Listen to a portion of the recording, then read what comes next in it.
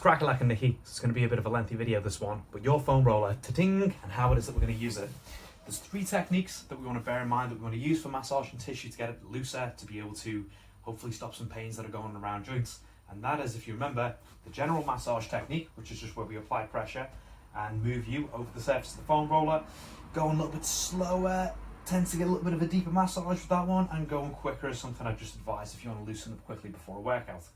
The next technique that we have to bear in mind is a trigger point, which is just when you find a lump of particularly painful tight tissue, like usually it'll feel knotted together, it'll feel like a little bump of tight tissue, and it'll be particularly painful. So you just find that little spot, ooh, there's one around there, and I'll just put my weight on it, and you just hang out there until the pain lowers down. So when I first go on here right now, it might be like an 8 out of 10 on the pain scale, but as I stay here, that pain's going to gradually reduce as the tissue loosens underneath.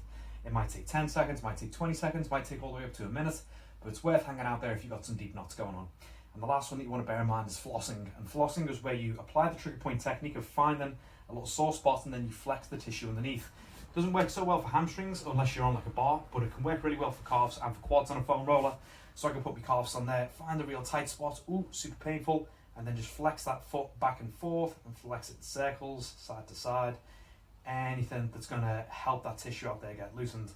And also from doing the quads, which is the one that I recommend you do, then I would place my quad on the foam roller, make sure that little pain bump is there, and then I would just lift the foot back and forth, lift the foot back and forth. How long it is that you need to do all these things for, or how many repetitions, really just depends on how much care you want to give yourself for the day. If you just want to mobilize it quickly before a workout, just feel a little bit looser so movements feel more comfortable when you're training, you might just do like 30 seconds worth of work per body part, or 60 seconds worth of work. But if you are trying to make a difference towards like pains that have been there for a while, you really want to attack the tissue, then you could spend 2 or 3 minutes at a time per body part, even longer. I've had sessions before where I've just hung out on my foam roller and attacked my legs for like 40 minutes to an hour. You can't really do too much on it, although I would say probably spending an hour foam rolling is like the most that you would probably practically want to do. You do have to give your body like a little day's rest in between from doing really hard foam rolling all the time, but it is a good tool to regularly use. And I would say if you want to go hardcore, like you've got some real problems that you need to work on, then you probably want to be doing this at least like 3 times per week. So maybe on the days that you're not training, so i.e. you might train and raise the bar one day, massage, like spend the next evening mainly doing massage work, go to the gym the next day, then massage work, go to raise the bar, then massage work again, and then just have Sunday as like a total rest off exercise altogether, or maybe just do some general stretching.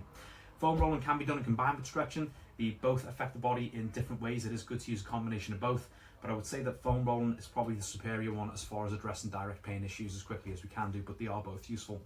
So if you want to work specifically on the kneecap pain, usually what goes on around here is it's the muscles towards the bottom of the quadricep, the outside of the quadricep, the IT band, the tops of the calf, and the bottom of the hamstrings. These are all muscle groups that have insertion points around the kneecap. So if there, or there gets a little bit too tight, then it tends to pull the kneecap out of place, and then it doesn't align properly, and then everything around it tends to be in pain.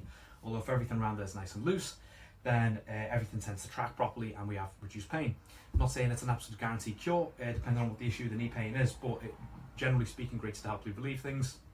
And in the process of rehabilitation, I would say it's essential. You always want to keep those muscles as mobilized as possible so the skeleton can track well, so that when we do training, everything gets strengthened in the right order that's meant to, and we don't have the stress placed in places that we don't want it to be.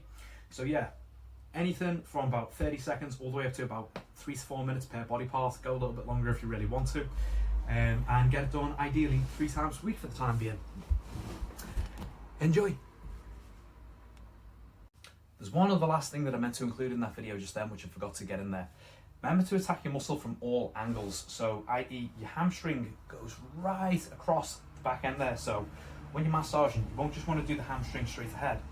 After you've done that a little while, you're going to want to turn that foot to the inside and go again there. After a little while there, you're going to want to turn the foot inside and go ahead right there.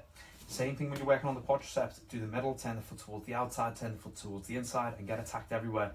If you do want to have a good number of how many repetitions of just going up and down with the foam roller, strokes the foam roller up and down the leg, I would say about 10 repetitions at a time is a good number to aim for. Although as said, you can do it for much longer than that, and you can apply different techniques as well as a general massage to get deeper work when they're done. So yeah, much love, home girl. Peace out.